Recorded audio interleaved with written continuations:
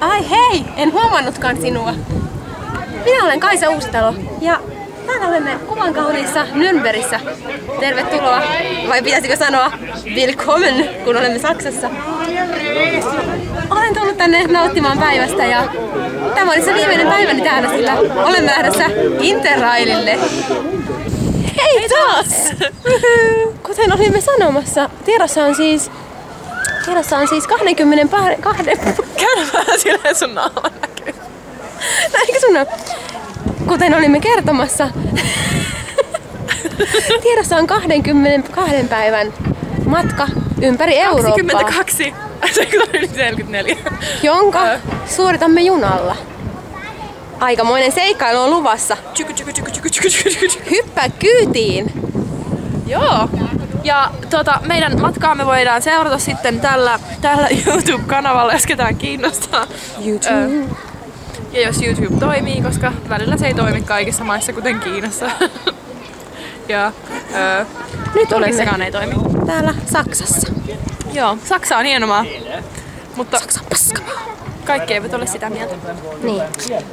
No niin, palataan sitten asiaan. Seuraavaksi katsotaan vähän meidän Interrail-suunnitelmia ja mihin me ollaan matkalla tästä, mutta voidaan sen verran paljastaa, että ensimmäinen matkakohde on Budapest ja siellä ollaan pari yötä. En jaksa enää pitää kameraa. Hyvä. Palataan asiaan sitten myöhemmin.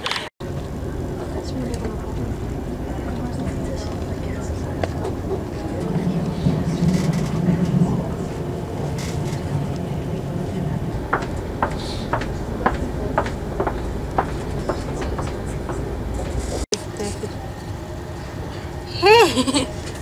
Hello! En huomannutkaan sinua. No niin, me istutaan nyt täällä junassa. Tuukko vähän lähemmäs. Hei! Istutaan täällä junassa matkalla kohti Budapestia. Keletiä. Budapest-Keletiä. Ja ihastellaan tässä kauniita maisemia. Ollaan kohta Salzburgissa. Ja Kaisa, mitä sä ihmetit siellä taustalla? Niin. Ja kello on nyt suurin piirtein kohta 8:30 ja meidän pitäisi olla 3 maissa suurin piirtein Budapestissa tänään. Ja Kyllä haluatko sanoa jotain? Naamasta näkee sen, että on nukuttu noin 3 tuntia. Joo, näytäpä vähän siitä, että ja miltä tämä näyttää, tämä Interrail-passi. koska me olemme yhtä coolia HC-travelereita, kuten myös konnari, niin saksalainen konnari ei pysty myöntämään, että hänellä ei ole mitään hajua tästä, mikä tämä lippu on, tai että hänellä ei ole mitään hajua jostain. Joten saksalainen konnari tuijotti lippua pitkään, kaivoi asiantuntevana kynään, paraapusteli sinne jotain ja laittoi vielä leiman päälle. Ja me tyytyväisenä tietenkin ja hieman paniikissa, että mistä nyt on kyse, että eikö meidän lippu olekaan validi. Ja sitten kun avasimme tämän, niin sen sijaan, että saksalainen kommari olisi tänne laittanut, missä lukee control, että sen sijaan, että oli tänne laittanut leiman, niin hänpä meni ja laittoi tähän yleiseen lippuun. Sinne näin kirjoitti 31.3 ja oikein leimasi päälle. Että hyvin lähtee.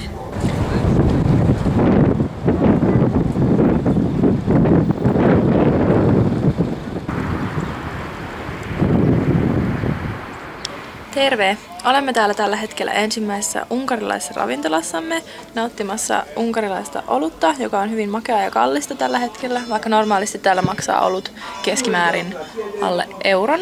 Ja tämä on tämmöistä mukavaa vaaleata laageria ja tässä sitten Kaisa Uusitalo tarkkailee karttaa, jonka saimme hostellista, jossa ei ollut ketään muita asiakkaita kuin me todennäköisesti. Englantiakin puhuttiin vähän huonosti. Ja me yritettiin huijata, että keittiötä ei ole. Joku latinon näköinen itä-eurooppalainen yritti huijata meitä ollessamme olohuoneessa. Mutta kyllä täytyy sanoa, että Porsche maistuu.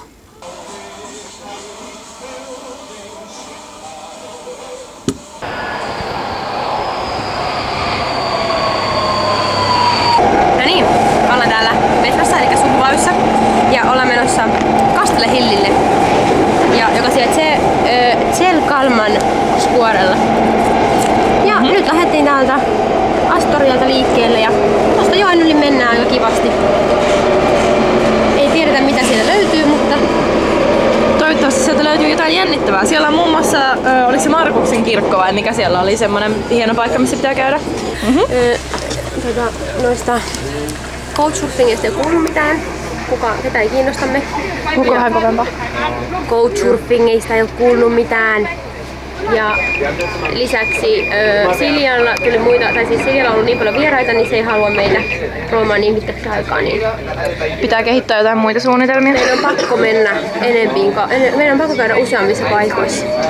Oi ei! Ikävää! Ja...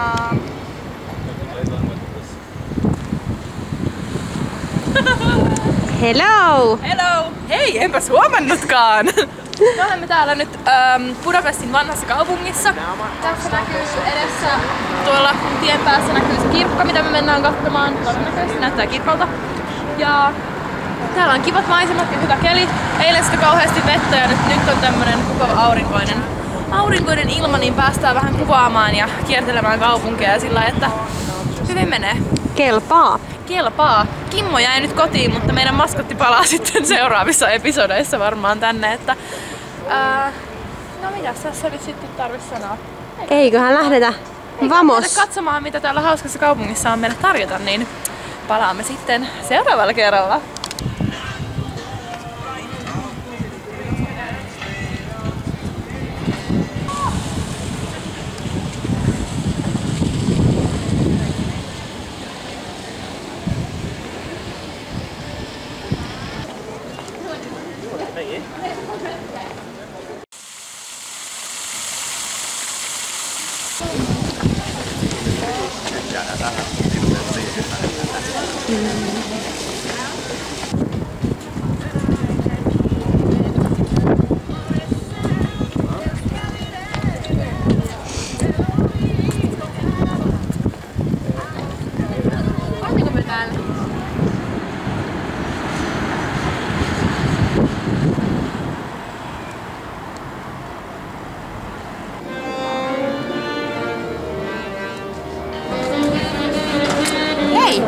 Tervetuloa Mättökulmaan.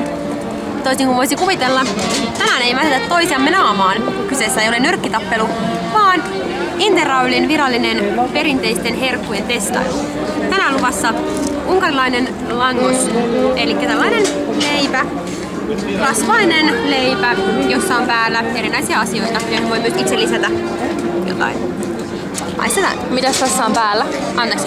Tässä on ilmeisesti jonkinlaista makkaraa, juustoa ja itse lisäsin tähän sitten vielä tällaista tulista kastiketta ja ruohosipulia. No niin, katsotaan mille tämä maistuu.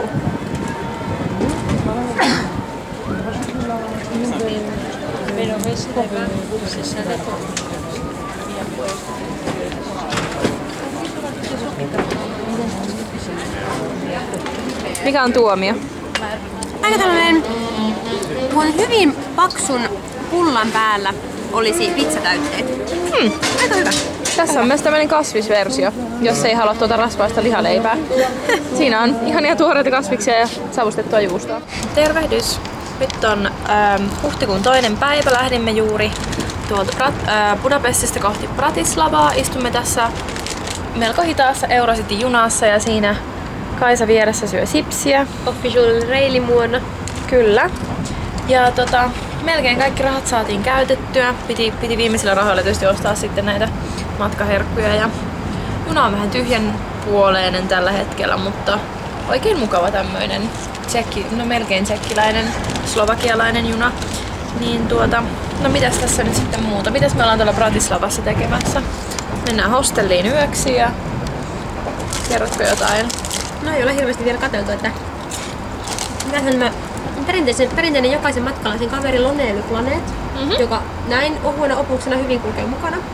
Niin ajattelin tästä lukaista kohta, että Joo. mitä siellä Vladislavassa. Koska tietysti kannattaa aina ottaa mukaan tuommoinen tiiliskirja, joka on julkaistu 10 vuotta sitten, jos haluaa ajankohtaisinta tietoa, koska netti nyt ei välttämättä toimi ihan joka paikassa. Että kyllä tämmöiset perinteiset keinot vielä vaan pätee kaikista parhaiten. Ja junassa pitäisi olla wifi, mutta ei saa yhteyttä, joten tässä ilmeisesti joudumme sitten lukemaan tai ehkä juttelemaan toisillemme. Nyt on niin kuin päivä numero 3 ja vituttaa jo valmiiksi. Mutta eipä siinä sen kummempaa. Katsellaan sitten Slovakian puolella tunnelmia seuraavan kerran. Moi moi!